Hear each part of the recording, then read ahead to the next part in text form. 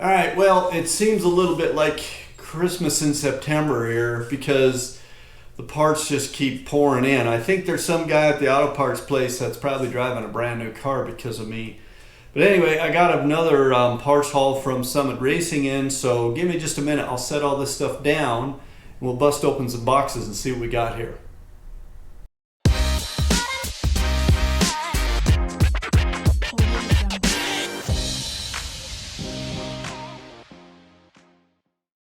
Okay, calm down. This load of stuff isn't going to be quite as sexy as the last batch. But let's see what we got here. So I think I know what's in this box. In fact, I do know what's in this box because this is the one that I had to order fast. This should be my new crankshaft bolts that go through the flywheel. So let's just see what we got here. Indeed. Not that sexy, right? So there should be our bolts for the flywheel. A little bit of goop in there to Loctite them, and that's that. So that's what was really holding up the thing. It's kind of funny, you know, these projects go along and there's big things that hold you up, and then there's a little package of bolts. So we'll get that handled next.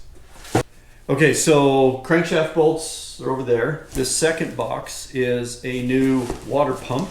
So our water pump was in pretty sketchy shape on the old one. So again, there's things I feel like it's worth replacing, and the core component of the cooling system is one of those items that I think not worth saving a little money to shortcut that and put an old beat up old water pump in there that's got 30 years of use on it. So water pump was the next thing we got.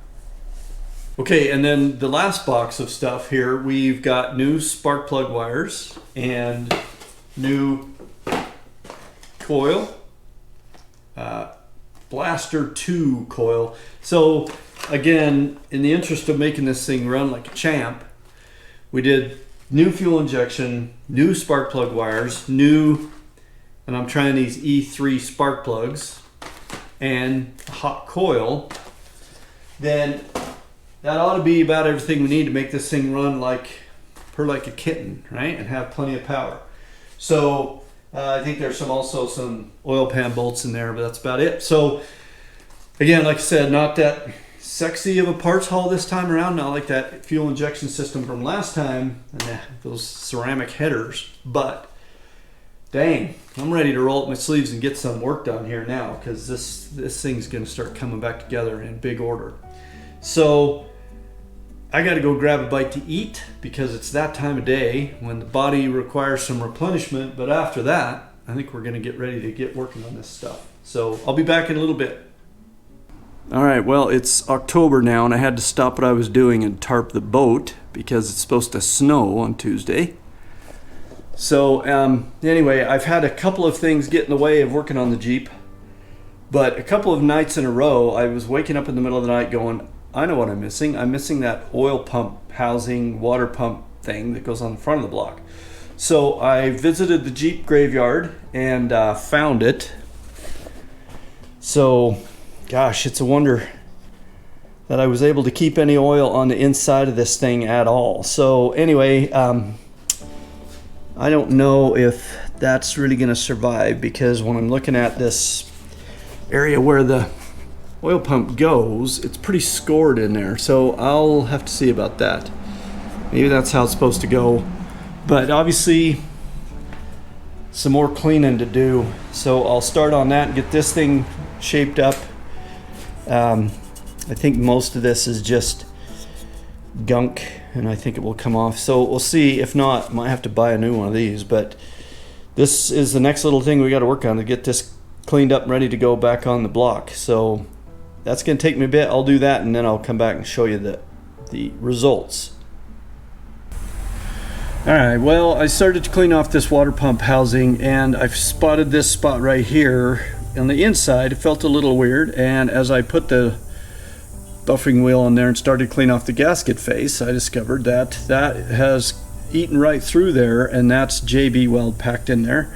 And there's some more in there filling another hole, and you can see that was almost shooting out the side there. So I'm not sure I'm that convinced I want to put that back on with all the money I just spent on the motor.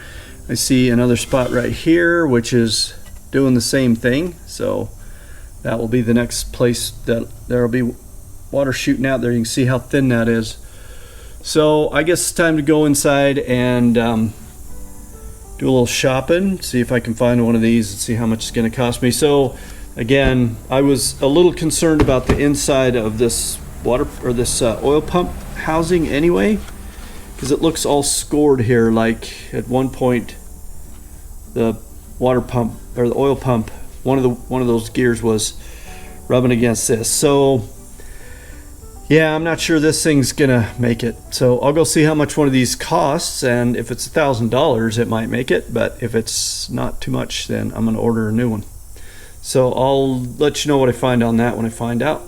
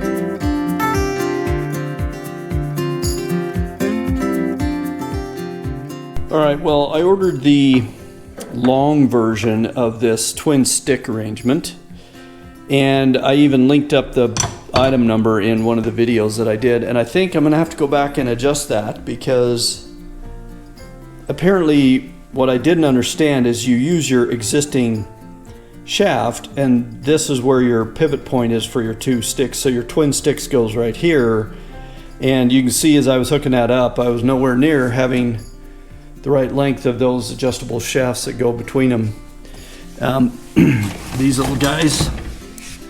So what I will do is I will give those guys a buzz tomorrow and ask them if I just need a shorter version of these, or if I did order the wrong thing. I suppose what I could do is grind this off and move it out a little bit and weld her back up, but don't want to do that unless I absolutely have to. So I'll give them a call and see if I just maybe I just need to order a pair of shorter adjustable bolts to hook this thing up. So I'll let you know what I find on that. Okay, well, I did pick the engine back up on the hoist here so I can start working on the bottom half of it. Again, I could have left it on the engine stand and tipped it over, but I didn't want to do that just to keep the oil from getting everywhere that's sitting on the top of the thing. So what I'm going to do is I was going to put the oil pan on, but the oil pan's dependent on that timing chain cover. And I was thinking about putting the motor mounts back on, but as I'm looking at those, it looks to me like it's going to be much easier to deal with the oil pan if these aren't bolted up to the sides of the block yet. And I got the bell housing here so I could start on the back end, but I did some of that JB weld in. I put a piece of tape on the outside and scooped some of that JB weld in through the inside. And I'm going to see if I can't get those holes patched up there. So the block itself is at a bit of a standstill. I can go pull my little pieces of paper that I put in to spark plug holes out and get my spark plugs in there. I could probably put my valve covers on. But I'm kind of thinking that top end might be easier once I've got the thing actually sitting in the frame. So I might be at a bit of a standstill for this weekend. So I might just wrap this up here and bring you back next week when I've got that other timing cover in, all my curing of stuff is done, and I really can make some progress with putting this together, because it just kind of looks like I'm at a stopping point here. So yeah, let's just do that. I'll see you next time around, and I promise we'll make some good progress next time. So short work week this week, but plenty to do, and it's the fun stuff now. Just a couple little odds and ends before I get onto it here. So thanks for watching. I'll see you next time around.